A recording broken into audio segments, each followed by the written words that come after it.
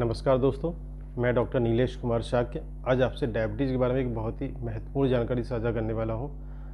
दोस्तों, डायबिटीज़ के बारे में लगभग 25% लोगों को भारत में कुछ पता ही नहीं है। तो इसलिए बहुत ज़रूरी हो जाता है कि हम डायबिटीज़ के बारे में थोड़ा जागरूक बने, इसके लक्षणों के बारे में, इसको कैसे रोका जा सकता है, इस बारे में थोड़ा सा जानें। डायबिटीज़ बेसिकली एक मेटाबॉलिक डिसऑर्डर है, जिसमें हमारी बॉडी के अंदर जो इंसुलिन हार्मोन बनता है, उसका काम जो होता है शुगर को कंट्रोल में रखने का।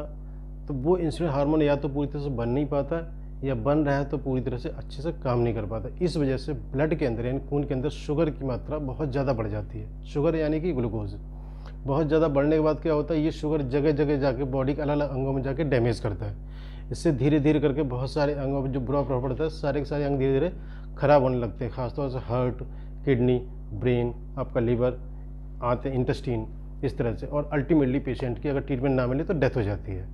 तो इसीलिए डायबिटीज़ के बारे में थोड़ा ये जानना बहुत ज़रूरी हो जाता है। दोस्तों, डायबिटीज़ बेसिकली दो तरह की होती है। टाइप 1 डायबिटीज़, जिसमें कि एक्चुअली इंसुलिन पूरी तरह से बनता ही नहीं है, ख़त्म ही होता ही नहीं इंसुलिन। तो उस वजह से क्या होता है कि शुगर कंटिन्यूस बढ़ी हुई रहती है। आमतौर पर ये 10 साल से 14 साल की उम्र में पता लग जाती है। दूसरी डायबिटीज़ होती है टाइप 2 डायबिटीज़। इसमें इंसुलिन होता तो है, बट वो प्रॉपर तरीके से काम नहीं कर पाता। इसको हम बोलते हैं इंसुलिन रेजिस्टेंस। यही डायबिटीज़ सबसे ज़्यादा होती है। लगभग 90% केसेस में यही डायबिटीज़ होती है जो हमारे आसपास देखने को मिलती है। और तीसरी और भी तरह की डायबिटीज़ जो बोलते हैं, जिसमें कि प्रेगनेंसी के दौरान शुगर बढ़ जाती है, इसको हम गेस्टेशनल डायबिटीज़ बोलते हैं। और maturity onset diabetes of young होती है, जो आमतौर पे 25 साल से कम के लोगों में मिलती है। आमतौर पर ये वो लोग पतले ही होते हैं, मोटे नहीं होते हैं। तो उनके बारे में ज़्यादा हम बात नहीं करते, बिकॉज ये डायबिटीज़ कम होती है। मेन होती है टाइप 2, जिसके बारे में मेनली बात करने वाले हैं। अब थोड़ा हम जान लेते हैं डायबिटीज़ के लक्षणों के बारे में, जो कि बहुत महत्वपूर्ण है जानना। डायबिटीज़ के लक्षणों में जो पहला हम इंपॉर्टेंट लक्षण इसके बारे में जानना चाहते हैं, वो है पॉलीयूरिया। पॉलीयूरिया का मतलब होता है कि पेशाब का बहुत ज़्यादा बनना। ऐसा इसलिए होता है क्योंकि शुगर जो ब्लड में बढ़ी हुई है, वो अल्टीमेटली किडनी से फिल्टर होकर पेशाब से ही बाहर निकलती है। और जब ये पेशाब से बाहर निकली तो अपने साथ बहुत सारा वाटर ऑस्मोटिक एक्शन की वजह से संग लेके जाती है। इस वजह से यूरिन बहुत ज़्यादा बनता है। मरीज़ बार बार पेशाब जाता है और बहुत ज़्यादा अमाउंट में पेशाब बनता है। ख़ास तौर से नाइट में, रात में मरीज़ सोते टाइम बार बार पेशाब के लिए उठता है। इससे उसकी नींद भी डिस्टर्ब होती है। ये बड़ी टिपिकल सी कंप्लेंट रहती है। दूसरा लक्षण होता है, ये जो चूँकि पॉलीयूरिया हो रहा है, इस वजह से दूसरा लक्षण आता है पॉलीडिप्सिया, यानी कि प्यास मरीज़ को बहुत ज़्यादा लगती है, क्योंकि पानी की कमी होने लगती है इसलिए।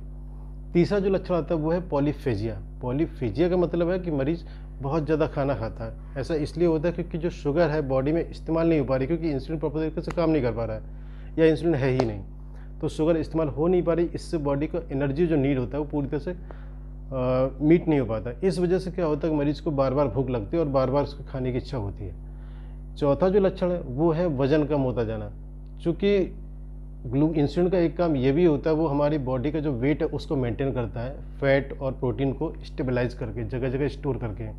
और जब इंसुलिन होता नहीं है, प्रॉपर तरीके से काम नहीं कर रहा है, या फिर इस वजह से जो फैट और प्रोटीन उसका डिग्रेडेशन है, टूटना शुरू हो जाता है। इस वजह से मरीज़ का वजन कम होने लगता है समय के साथ साथ। जैसे जैसे डायबिटीज़ आगे बढ़ती है, वैसे वैसे मरीज़ का वजन और ज़्यादा कम होता चला जाता है।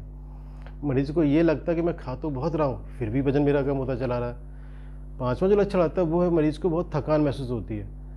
चूँकि शुगर इस्तेमाल हो नहीं पा रही बॉडी में, इस वजह से एनर्जी नहीं मिल पा रही। इस वजह से मरीज़ को ऐसा लगता है बहुत थका थका फील हो रहा है मुझे, और किसी काम में ज़्यादा मन भी नहीं लगता, बहुत डाउन फील करता है।